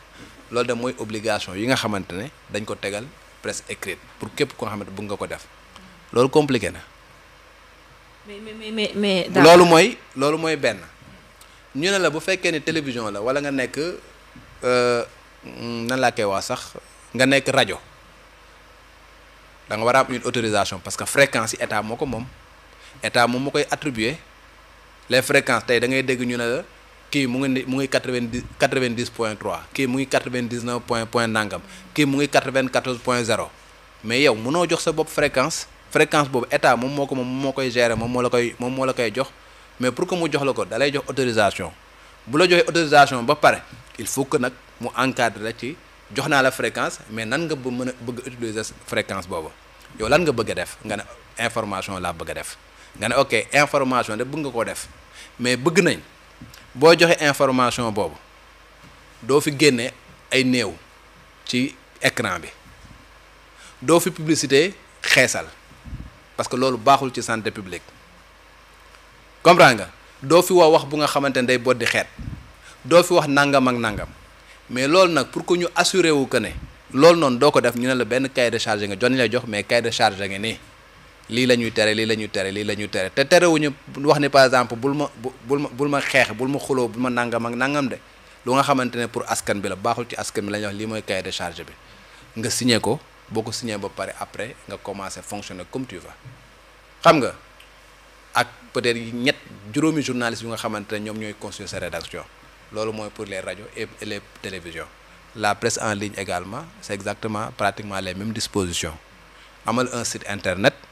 amal une société de droit sénégalais bi nga xamante ne moom mooy éditer le site amal un directeur de publication boo am 10 ans amal un rédacteur en chef boo am 7 ans xam nga amal une rédaction fonctionnelle di def mise à jour régulièrement loolu mooy li nga xamante moom la code de la presse daal di wax mais lañ ca topp nag moo di ñooñu ñëpp bu ñu ko defee ba pare dañu am obligation ñu enregistré wu au ministère de la communication. foofu moo indi problème. mais Sané ñun ñoo mës a toog fii ñëw ne tey jii ministère boo leen laajoon ñaata journaux ñoo am Sénégal ñaata rajo ñoo fi am ñaata télévision ñoo fi am xam nga ak ñaata presse écrite ñoo fi am mënuñu la ko wax te wallaahi loolooy dëgg ba tey jii parce que processus pareegul. demal nga laaj leen ñaata rajo ñoo am Sénégal ñaata télévision ñaata journaux ñaata nangam ak nangam et consort xam nga li ñu évaluer nii rek la mais lu nga xamante ne dañ ko mën a palper dañ ko mën a am mu am ay statistiques yu nga xamante ne dañ koo teg ñu saytu ko mu nekk carrément ne lii la xam nga amuñu ko woon. amoo benn statistique fiable bu la nga xamante ne mën na la wax par exemple ci presse sénégalaise nan lay fonctionner amul woon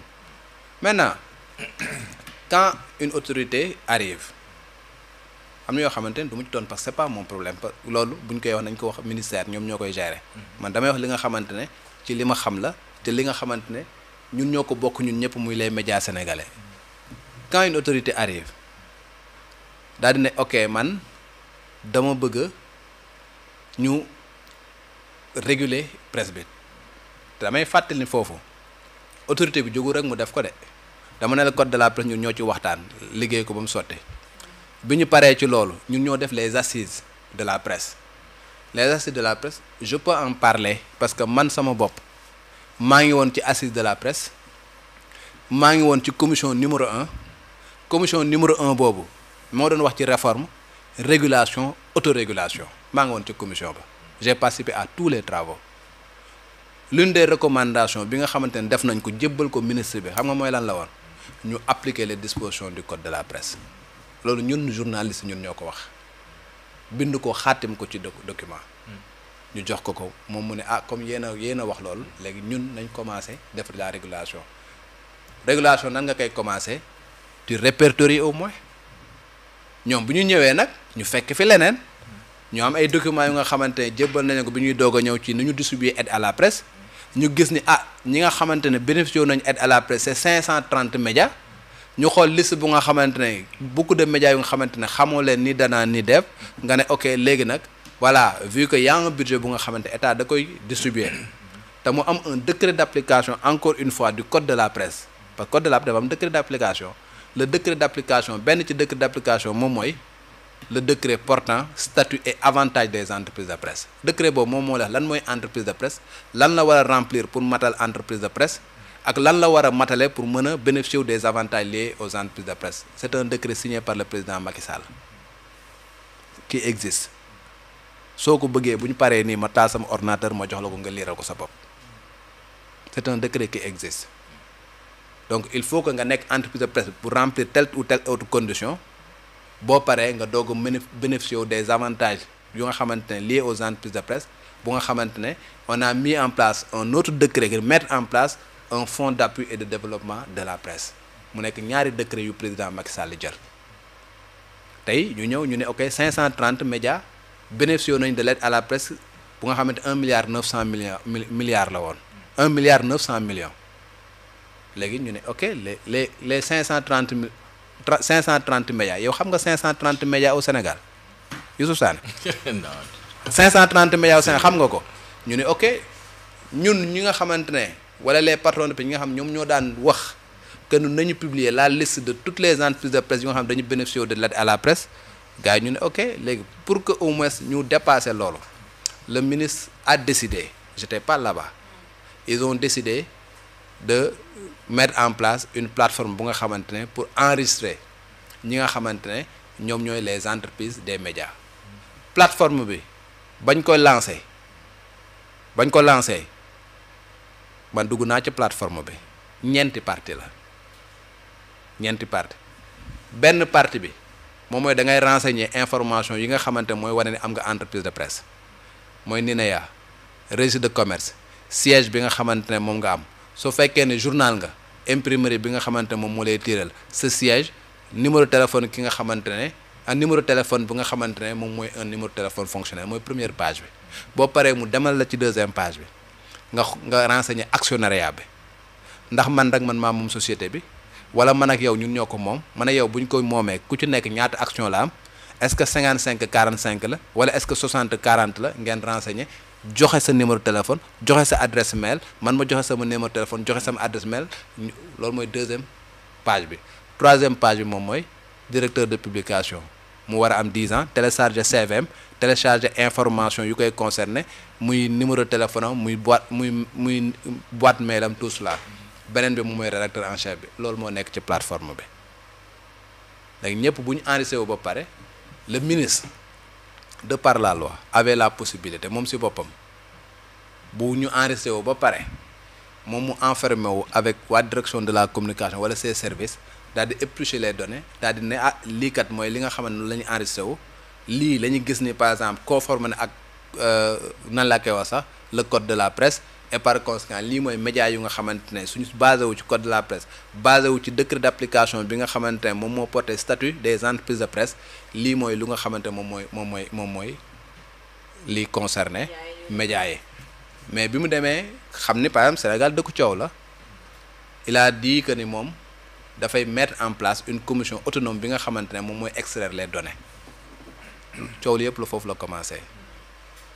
te ñu def commission bi ñu defee commission man de personnellement j'ai été contacté avant la mise en place de la commission et je l'ai dit haut et fort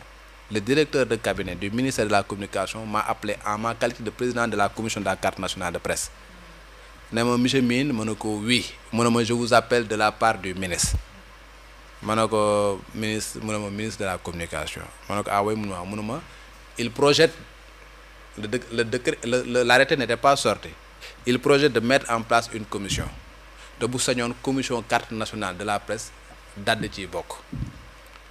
commission boobu nag li ñu bëggoon moom mooy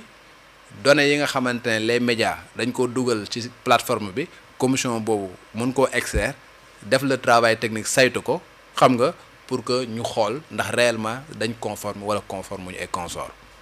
ma ne ko ah ñun de commission ça va nous faciliter la tâche. Pourquoi ça va nous faciliter la tâche? Parce que dans le cadre de notre travail ñun au niveau de la commission article 4 daf ne pour être journaliste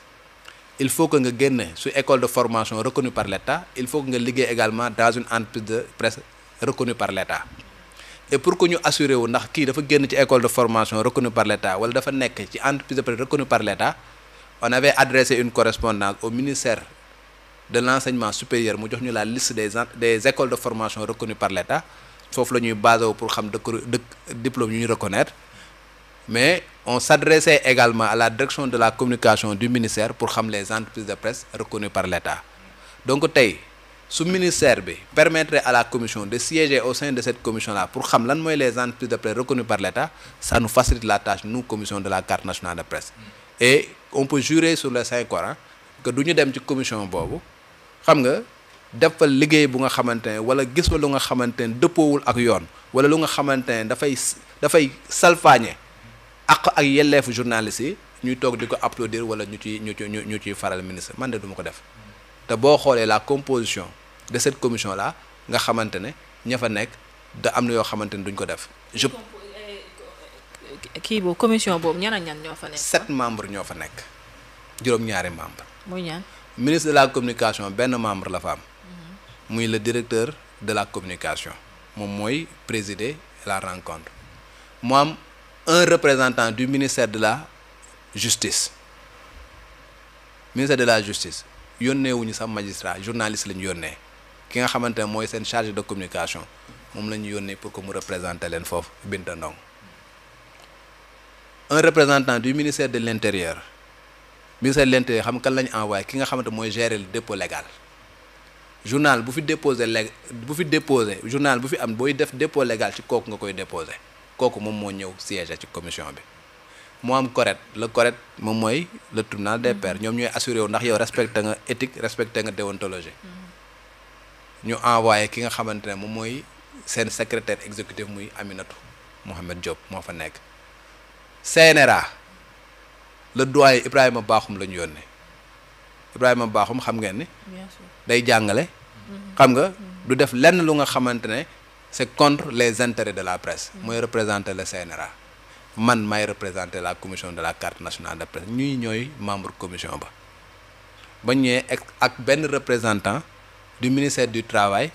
l'inspecteur Alioune Fall bu nga xamante ne man ak moom ñu ngi siéger en même temps ci commission carte nationale de presse ñun ñooy les membres de la commission te liggéey ba ñu fa def yàlla mi ma tiim xam ne bu ñu demee tëdd suñu kër dañuy nelaw ba yandoor ba ne damay tëdd nelaw ba yandoor parce que mun naa waat ci alxuraanu karim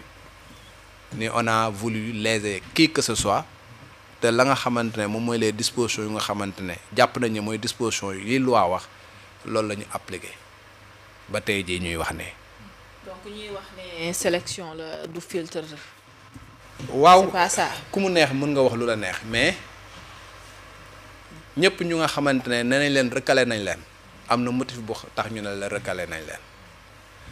am na ñenn ñu nga xamante ne recalé nañ leen. parce que fréquence ba nga xamante ne dañ ko yor fréquence ba dañ ne moomuñu ko loolu du ñun xamuñu ci dara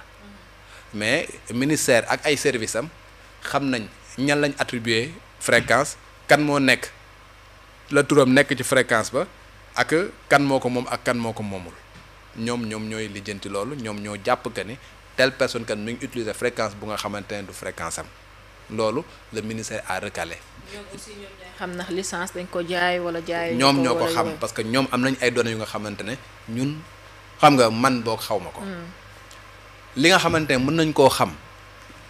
ki nga xamante ne moom mooy le ministère de l'intérieur daal di génn la liste des gens yu nga xamante ne ñii mooy les organes yu nga xam répertoriés au Sénégal ñii mooy ñi nga xamante ne ñoom ñooy def dépôt légal régulièrement jour sangam kii indi def na dépôt légal jour sangam kii def na dépôt légal kii kat. dina def dépôt légal mais des fois mu toog une semaine yu nga xamante ne du ko def des fois mu toog un mois kii kat xam nga nee na journal la mais musul def dépôt légal kii kat nangam ak nangam liste waa DST ñëpp ñu nga xamante ne nee nañ directeur de publication et rédacteur en chef dañoo télécharger seeni CV ñëpp ñu nga xamante ne dañoo ne leen ndax am ngeen carte nationale de presse et consort ñenn ñi dañoo ñëw def ni oui ñenn ñi new ne dañoo def non di nga gis ku neef oui. koo xamante ne ñun ñoo am les données de la carte nationale de presse bu ñu defee vérification ñu xam kii def na oui mais ba ñu xoolee ba xool amul carte nationale de presse y a même des gens yu nga xamante ni dañoo juum dañoo ñëw ndax am nga carte nationale de presse ñu def non mais ba ñu vérifier xam ne ñii am nañ carte nationale de presse ñu ne leen oui am nañ carte nationale de presse. ci carte nationale de presse boobu dafa am beneen sew-sew bu nekk ci biir. Carte nationale de presse balaa nga koo am il faut que nga jaar ci école de formation journaliste après nga nekk ci rédaction bu ñu reconnaître école de formation bu ñu reconnaître rédaction bu ñu reconnaître waaye keneen koo xamante ne def na 10 ans ci métier bi n'est-ce pas mën na jaar commission. kooku it ñu jox ko carte nationale de presse parce que am na ay journaux yoo xamante ne cité nañ leen fi ne ka nga xamante ne moo nekk ca bopp ba nekkul journaliste mais ñàkk nekkam journaliste am mën na amit carte nationale de presse parce que yàgg na ci métier bi et que jaar na ci commission bi. bien sûr la commission ñaari rôle la am joxe carte nationale de presse ñi nga xamante ne dañoo génn école de formation commission carte nationale de presse laay wax de xam parce que am ñaari commission am commission carte nationale de presse laay wax ñaari rôle la am. joxe carte nationale ñi nga xamante ne dañu génn ci école de formation reconnue par l'État ñooñu on juge sur dossier bi mat na ñu def les vérifications qui s'imposent su fekkee ne matale na ñu daal lay jox carte nationale de presse mais di nga gis ku nga xamante ne am na carte nationale de presse parce que am na diplôme te matalul 10 ans d'expérience mënul nekk directeur de publication parce que yow tey boo génnee école de formation tey am diplôme tey soutenir tey ñu jox la sa diplôme tey nga jot sa diplôme tey suba mu la neexee nga ñëw déposer carte nationale de presse dañ lay jox carte nationale de presse en revanche ki nga xamante ne amul diplôme il faut que mu am licence dans n'importe quelle discipline capitaliser 2 ans d'expérience pour mën a am carte nationale de presse mën laa la wax de ça veut pas dire que dina am carte nationale de presse wala nga am 10 ans d'expérience pour am carte nationale de presse ñaar yëpp da ngay am jaar commission. ok nga am licence ak 2 ans d'expérience wala nga am 10 ans d'expérience te amuloo diplôme de journalisme da ngay jaar par la commission de validation des acquis de l'expérience maanaam ki nga xamante ne def ni 10 ans jaar commission ñu jox ko carte nationale de presse suba bu déposé comme directeur de publication am na carte nationale de presse capitalise na 10 ans dafay jàll. juste pour éclairer am na ay journaux yu ñu fi cité ne ñi fi nekk ca bopp ba amuñu nekkuñ journaliste. waaw mais ñàkk nekk journaliste mën na. mais beneen information bu nga xamante ne dama koy joxe sax nit ñi xam ko. le critère de la carte nationale de presse j'étais mieux placé en tant que président de la commission de la carte nationale de presse pour ñu def ko un critère d'exclusion bañ ñëwee ci commission bi j'ai dit que buñ ko def critère d'exclusion tey amul kenn ku ñu invalider parce que amuloo carte nationale de presse da nga wax be amul kenn ku ñu ne mataluloo ñu rejeter sa dossier parce que carte nationale de presse moom moo tax ñu rejeter sa dossier li ko waral mooy quand on est arrivé man sama bopp man maa ne leen le critère de la carte nationale de presse bu ñu ko appliqué 90% des médias di ngeen leen recalé parce que su fekkee ne damaa croiser données ñi nga xamante ne ñoom ñoo am carte nationale ak données yi nga xamante ne ñoom ñoo jëli quitus xam nga ci na laay ko sa quitus ci correct ak ñi nga xamante ne xam nañ leen bokk xam nga de notoriété publique dans la presse te amuñu guñ carte nationale de presse te ñeen ñu ci bëri nekk ñu nga xamante ne ñoom ñoo diriger ay organes et consorts tey critère boobu boo ko appliqué da ngay recaler ñu bëri beneen bi mooy ñun également on peut pas avoir une carence bu nga xamante ne dañ koy imputer ñeneen carence bi moo nekk lan en 2024 la commission de la carte nationale de presse n'a pas fonctionné normalement parce que on n'a pas eu de budget en 2024 les gens ont travaillé dans des conditions très difficiles on a beaucoup de dossiers de gens yu nga xamante ne dañu war a jaar en commission de validation am nañ 10 ans war a jaar commission de validation mais on n'a pas organisé de session par exemple faute de moyens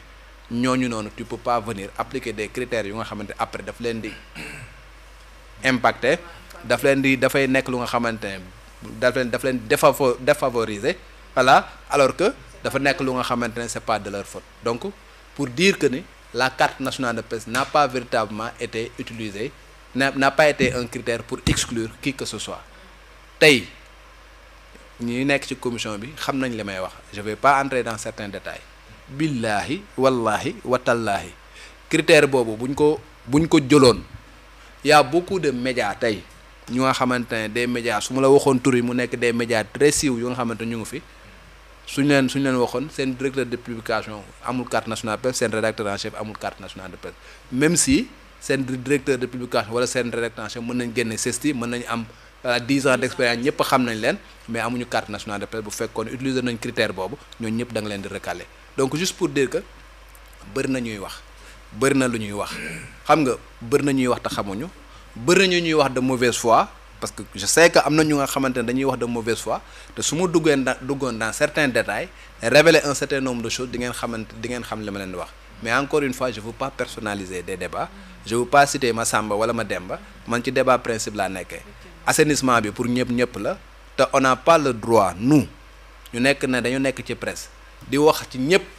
te ñun ku wax ci ñun ñu ne la non c'est pas normal parce que nekki naa Samba Ndiaye nous sommes régis par des codes nous sommes régis par des textes et textes yi nga xamante ne moom mooy appliqué ci ñun il faut que également ñu sàmmoonteeg moom loolu dañuy jox sa crédibilité bu nga xamante ne bu ñuy wax ci kooru jàmbur ñooñu mën ñoo déglu ñu nekk à l'aise parce que su fekkee ne yow da nga ñëw di wax ci kooru jàmbur lu la neex nga wax ca te dara du la ca fekk te ku wax ci sa koor xam nga bala ngay bale da ngay bale sa buntu kër ba pare avant ngay bale keneen. tonton Daouda dinañ bale. Nous sommes dans une situation où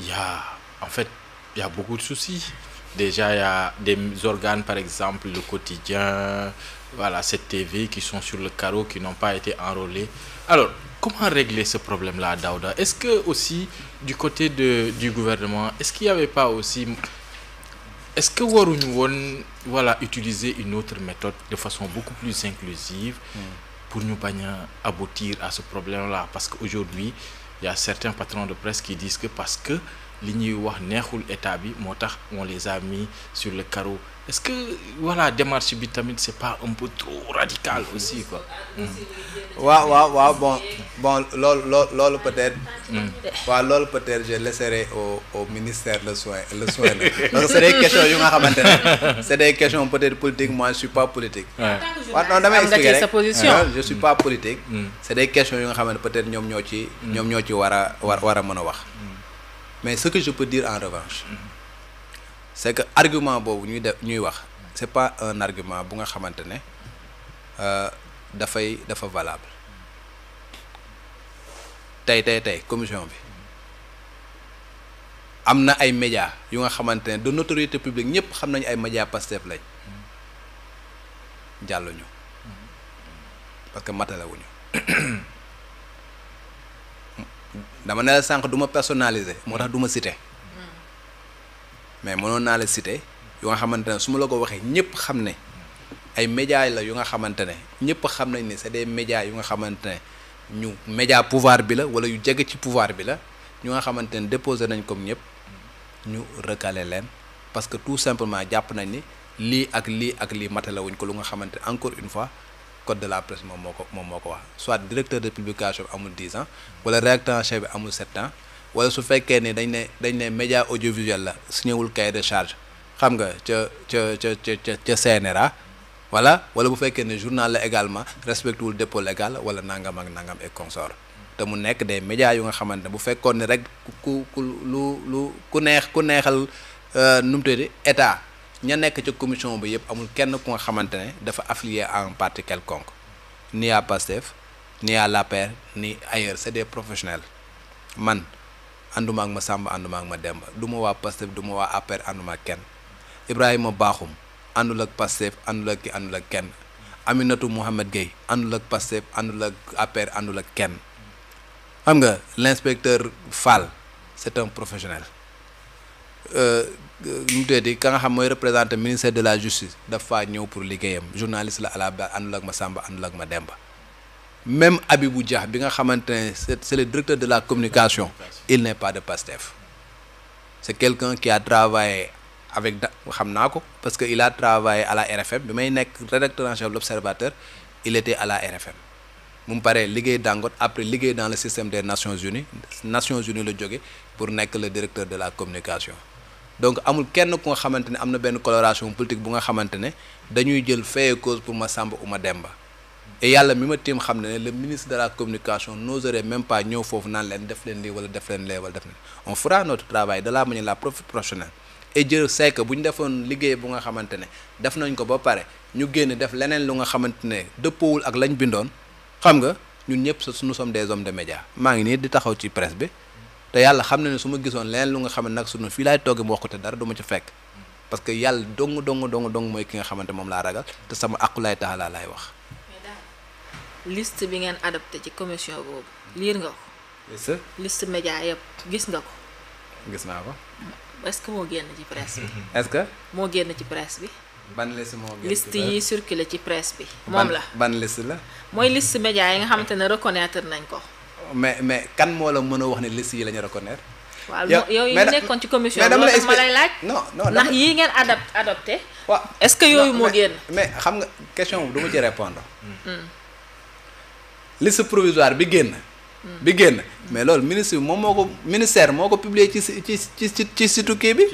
waaw ci plateforme bi voilà. moo ko publier loolu nga xamante nañ ko publier moom mooy la liste provisoire bi nga xamante ne moom moo génn ko. boobu ngeen adopté am na yeneen yu nga xamante ne xam nga c'est des trucs yu nga xamante ne qui ont été recalés. oui ak ñi war a def recours moo tax. ak ñi war a def recours ñooñu ñëpp ku nga xamante ne yaa ngi foofu demal nga xool critères yi nga xamante moom la ñu tëraloon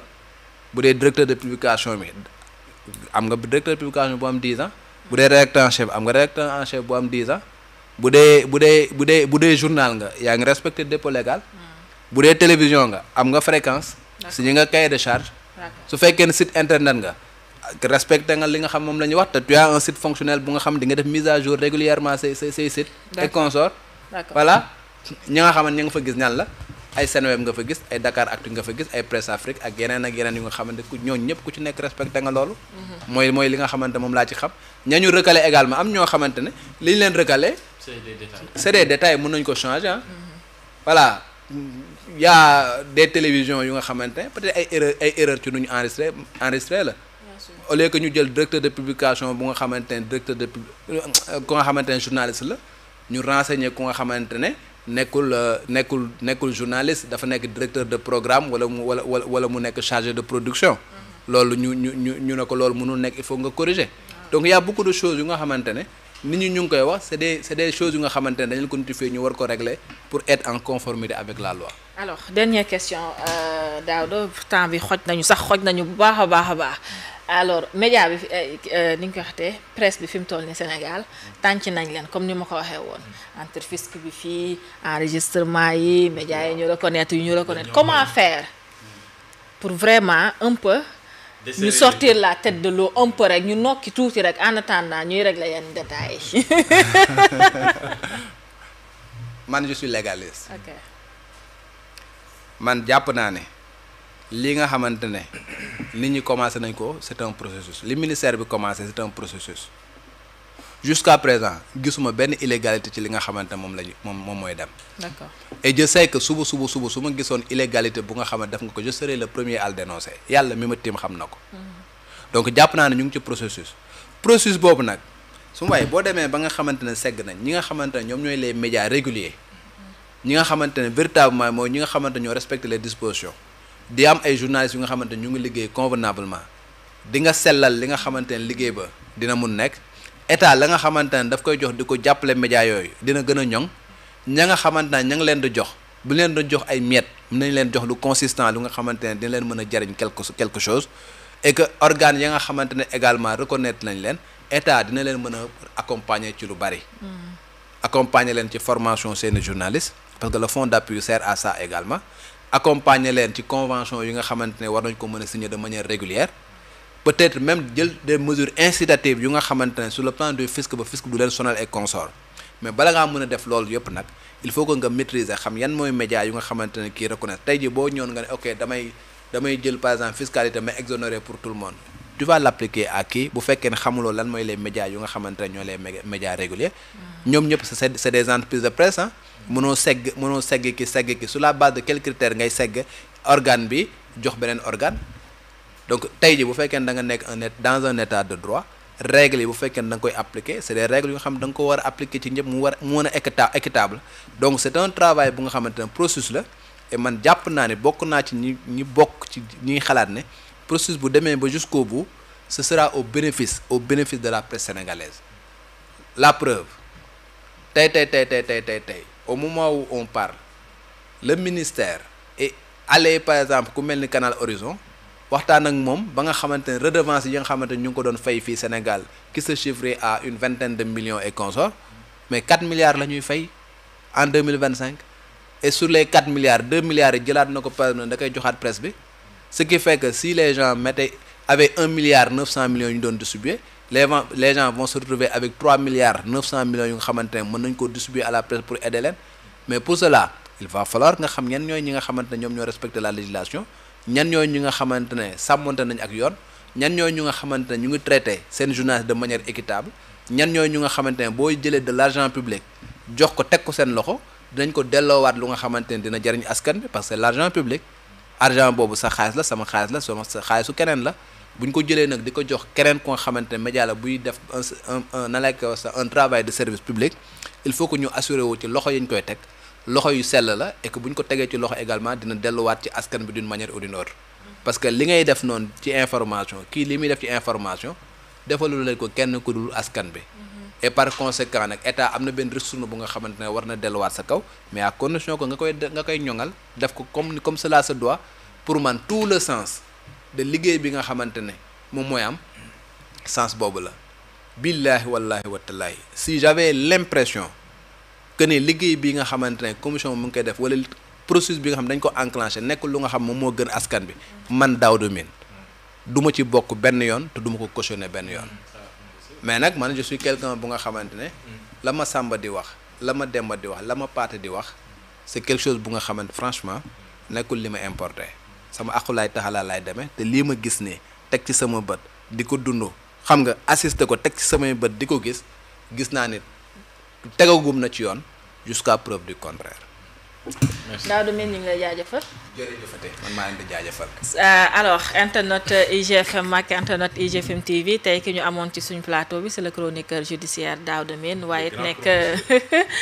it nekk président carte nationale de la presse alors Youssouf Sané ñu bàyyi la nga tàggatoo ak mbokk internet yi. kii maa ngi lay gërëm di gërëm internet yi ñu doon suivre ici il y a eu beaucoup de questions j'espère qu'on a pu répercuter leurs questions et je dirais même pas internet il y a un grand fan club de Daouda Mine qui est là aussi donc maa ngi remercier aussi Daouda Mine xam-xam bi la disponibilité parce que ñun en fait Daouda c'est notre patron notre aîné notre référence à chaque fois qu'on discute avec lui on apprend et puis c'est un homme aussi boo xam ne il a le courage de ses idées le courage de son opinion le courage de ses opinions et voilà quoi c'est pourquoi quand on discute avec lui déjà tu es frappé par la sincérité de ses propos et aussi lu nekk lu mu ko wax am na fu mu ko articuler soit c'est la loi soit c'est sa vérité ou soit c'est la foi donc ce qui fait que on est très content très honoré man j'ai pas beaucoup de références dans le métier mais Daouda quand même c'est une référence sûre boo xam ne toujours ci moom ngay gën a articuler wu booy def sa liggéey pour nga defee ko ci yoon nga def ko ci anam yuñ ko nammee donc c'est un honneur de parler avec Daouda d'échanger avec lui. Merci. man maay patron yam de maay boosam de. mais am na benn un autre surnom. boo xam ne duñ ko wax fii quoi moom alors internet Daouda ñu bàyyi la nga tàggatoo ak internet yi. non man maa leen di gërëm di leen sant encore une fois Youssouf dafa baax rek ba waxee nu mu waxee. yow également di la gërëm di la sant parce que en tout àdduna bu fekkee ni yàlla daf leen boole da ngeen di sellal seen nekkin sellal seen àndin parce que àdduna amul solo àdduna ànd boo gis dafay jeex d'une manière ou d'une autre léegi nag fexeel ba bu ngeen àndee mu ànd ba rafet ba bu ngeen dajee ci mbedd bi kenn du sëgg loolu ëpp solo ci àdduna voilà parce que tey dañuy nekk fii kenn jóge fi dem xam nga wala yàlla traité ko kenn génn àdduna jëfam rek moom moo fiy des donc dañ fexe ba suñu jëfin mu nekk jëf bu nga xamante jëf bu rafet suñu nekkin bu nga xam ne nekkin bu rafet la suñuy jëflante mu nekk jëflante yu sell mais également ñun ñëpp ñu yéeneente jàmm parce que bu ma la yéenee safaan te yàlla yéene la jàmm également da ngay am jàmm rek ala kulli aalen autant nag ma yéene la jàmm am ci yool ba pare su ma la gisee kontaan mais je pense que loolu moo ëpp solo ci àdduna donc Youssouf yow aussi dama lay delloo jukkal ci loolu esprit positif laa la mës a xamee voilà donc yàlla na yàlla ñoŋal seen liggéey yàlla jàppale leen yàlla aar leen yàlla suturaal leen yàlla def jàmm ci Sénégal parce que jàmm ci la lépp xaj et que voilà ñun ñëpp ñu xam ne réew mi ñun ñoo ko bokk te bu ñu xàcceendoo dóorandoo ala kuli alin day dem kanam ñu de gars yi dañoo baax rek. alors Daouda Mine ñu ngi lay jaajëfal internet IGFM comme ni ko Daouda waxee rek Daouda moom vraiment suñu confrère la suñu boss la waaye man moom dama kaa sonal moom su ma ko soxlaa moom dama koy voilà mais loolu yëpp c'est parce que yaatuwaayam ak laabiram moom moo tax ñu mën ko def ak moom ak li nga xamante ne moom mooy générosité bi mu am ci xam-xamam foo ko woo mu ñëw wuyu si la rien que pour des fois éclairer la lanterne des Sénégalais parce que li nga xamante ne moom mooy milieu juridique bi c'est un peu trop technique donc on a besoin de certaines personnes yoo xamante ne bu ñu ñëwee suñu plateau yi dañuy wàcc ba yi nga xamante ne moom mooy niveau internet yi ak ñi nga xamante ne ñoo ñu seetaan parce que ñun ñi nga xamante ne ñoo nekk ci plateau bi sax dañu ciy daal di jëriñu donc tey ki ñu amoon moom mooy Daouda Mine nekk chroniqueur judiciaire bokk ci kër gi waaye it nekk président carte presse nationale bu Sénégal moom lañ amoon tey suñu plateau mu nekkoon suñu gan ñu leen jox dig daje ba suba incha allah di jaajëfal régie bi nekk ci ginnaaw seen liggéey rafet na ñu leen di jox dig daje ba suba incha allah jërëjëf.